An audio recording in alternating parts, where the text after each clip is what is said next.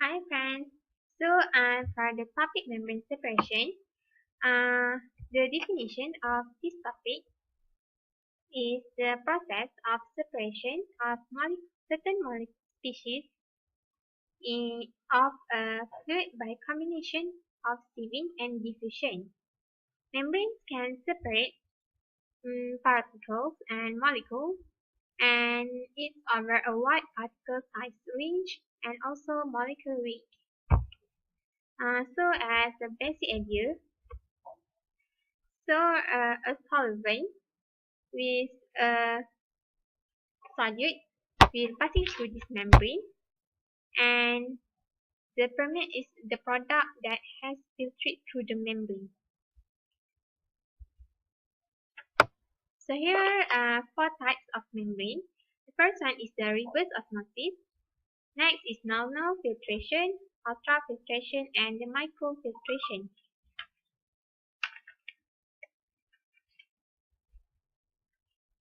For the statistics of the membrane separation, based on 1998, membrane sales was estimated at more than $4.4 billion worldwide. At least 40% of the market is in the United States, 29% 29% of the market is shared by the Europe and the Middle East, and the market in Asia and also South America are growing fast, and it's about 31%. Oh, Nice. such a good explanation. Thank you, Shira. Yes, yes, thank you, Shreya. So, what is the advantages and disadvantages for membrane separation? Me and Fiza can explain that. Let's watch the video. Hi friends, today we will explain about the advantage and disadvantage of membrane separation process.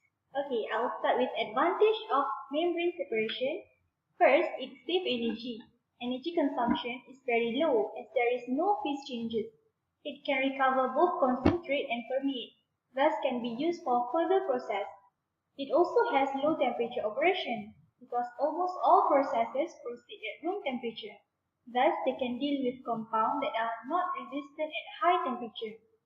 The third advantage is it is environmentally friendly.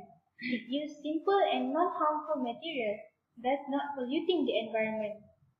And the fourth advantage is it has high selectivity for separation of components. As there are various types of membrane depending on their pore sizes, such as microfiltration, ultrafiltration, nanofiltration, and also reverse osmosis. Okay, so now I'm going to explain about the disadvantage of the membrane.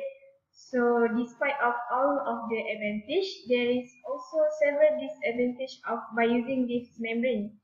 So firstly, the disadvantage of membrane is membrane fouling.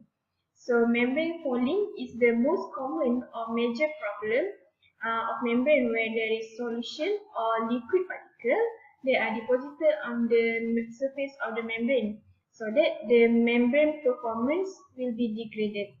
So next, so as I explained before this, there is always membrane fouling issue that occurred during the membrane separation process. So that in order to remove the pollen, it required a high maintenance cost, and sometimes we need to change it to new one if there is a permanent pollen on the membrane. So third, third disadvantages of this membrane. So as explained by Nat before this, the membrane can only operate at room temperature. So this will limit the process that required a higher temperature in order to process it. And lastly, the membrane need to be precisely controlled. So as also explained by Nazira before this, there is many process of membrane. So that we need to operate the precise. We need to operate it precisely in order to give a good separation performance. Thank you.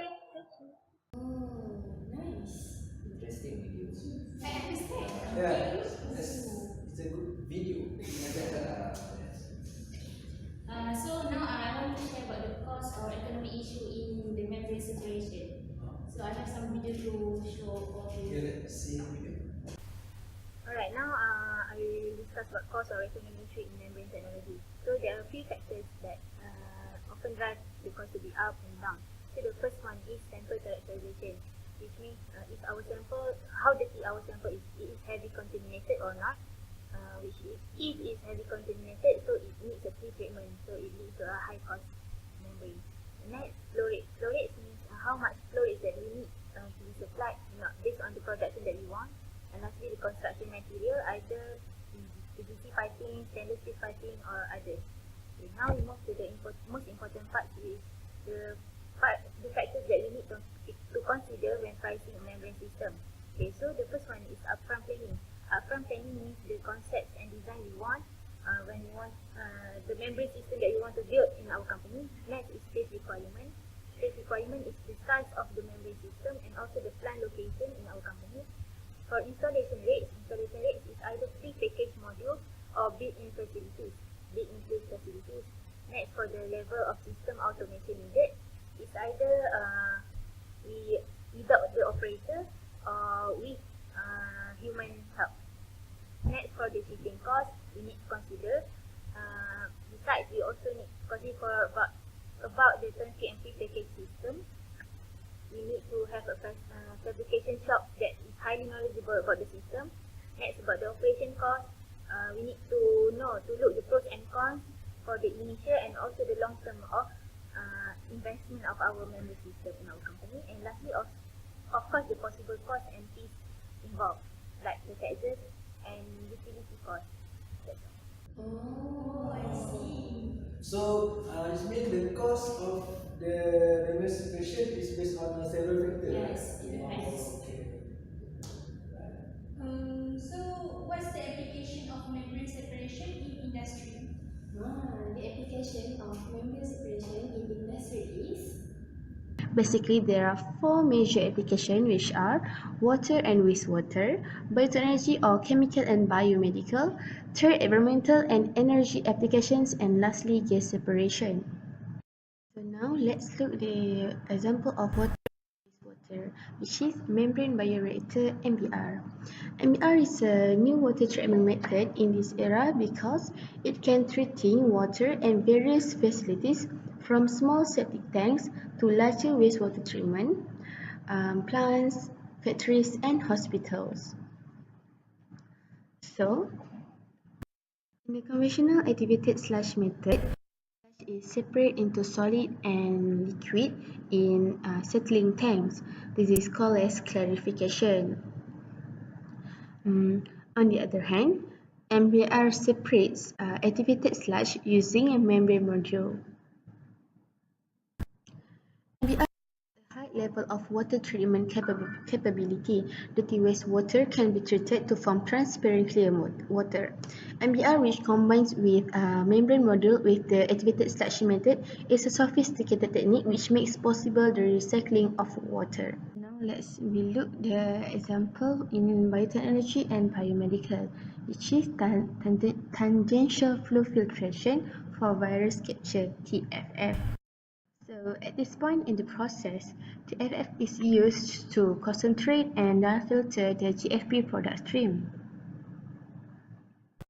What makes the TFF different is the core technology enables it to be faster, more efficient, more flexible, and self-cleaning. In conventional filtration, a fluid is propelled directly into a filter.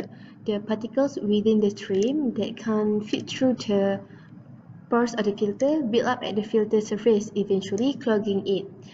With TFF, the stream moves across the filter that is tangential to the filter instead of directly at it. The flow current actually picks material back out of the filter media or membrane and into the stream. This retained material, called retained tape, is circulated to the supply tank and will continue to loop through the filter for as long as the process runs. Okay, that's all for the episode. So guys, I want to ask if there is any problem that might be occur during the membrane separation process. Basically, I can answer that. Okay. There are some problem for membrane separation, but don't worry, it also have the solution. We can see the video. Okay, basically, there's some problem for the membrane separation. The first is falling issues. Falling issues. The solution is the periodic pulsing of feed, and then we can use backwashing, the periodic pulsing feed rate, and increase shear by rotating membrane. And we also can use vibrating membrane VSEP technology. Okay, for the second problem, it is the portion cake form on the membrane surface. The solution is we can do back flushing. The process is it will perform for 10 until 60 seconds, practically every 10 minutes to a few hours at 1.5 to 2.0 times higher flow rate than the permeate flow rate using permeate stored in the permeate tank. Okay, and it is not a actually it's not a long-term operation. The removing of the thin and dense cake layer formed on the membrane surface become harder over time. That's all. Oh, wait. I just want to add that some elaborate information. Okay, I will explain about the visual element of the membrane separation. So that was the video. Actually, there are many visual elements of the membrane separation. So I just include three only. So the first one for the improved thermal and chemical stability of the polymer membranes. So there are three cross-link polymers, plasma treatment, new polymer with different section of different backbone. Okay, for the second one is the new materials. This is we move the membrane separation into a large scale gas separation. So there are many types of it. New polymer structure with higher stability and permeability, accelerated transport membranes with high selectivity, and mixed metallic material. Okay, the last one is the process integration. Okay, there are two only. The first one is the rigorous model, and the second one is the optimization of the whole structure. Okay, so I would like to show you going to Mars. Can you imagine the membrane going to Mars? Can no, yeah. Okay, while searching in the internet for the summation of the membrane separation, I came across with the NASA funded project to produce rocket fuel from Martian atmosphere. So the membrane atmosphere is the about 95% of the carbon dioxide. Okay, so using a membrane explorer, we could extract some of the carbon dioxide itself. So which when mixed with the hydrogen, it can form methane. Okay, so this is quite like interesting about the membrane separation, which can go to into the Mars. Yes. Yes. Okay. There is it. Yeah. So ini is just membrane separation in the water industry. So uh, we can look the membrane system is in the future development. Okay, that's all from me. I can understand. Okay, nice.